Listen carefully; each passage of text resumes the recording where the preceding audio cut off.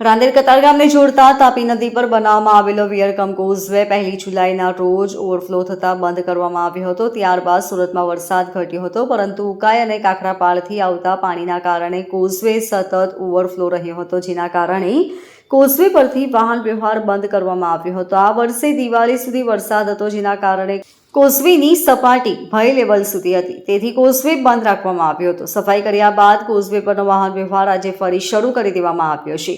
Causeway 142 દિવસ સુધી સતત બંધ રહેતા દિવસો દરમિયાન અડાજણ કતારગામ દરવાજાને જોડતા ચંદ્રશેખર આઝાદ બ્રિજ તથા ડભોલી જહાંગીરપુરાને જોડતા બ્રિજ પર ટ્રાફિકનું ભારણ વધી રહ્યું હતું। આજે કોઝવે ખુલ્લો મુકાતા આ બંને બ્રિજ પરનું ભારણ ઘટશે અને વાહન ચાલકોને ઈંધણની બચત સાથે સમયની પણ બચત થશે। આ વર્ષે કોઝવે રેકોર્ડ બ્રિજ 142 દિવસ બંધ રહ્યો હતો। આ અગાઉ 2019માં કોઝવે સળંગ 119 અને 2022માં 223 દિવસ કોઝવે બંધ રહ્યો હતો। Bureau report LK star news, Surat.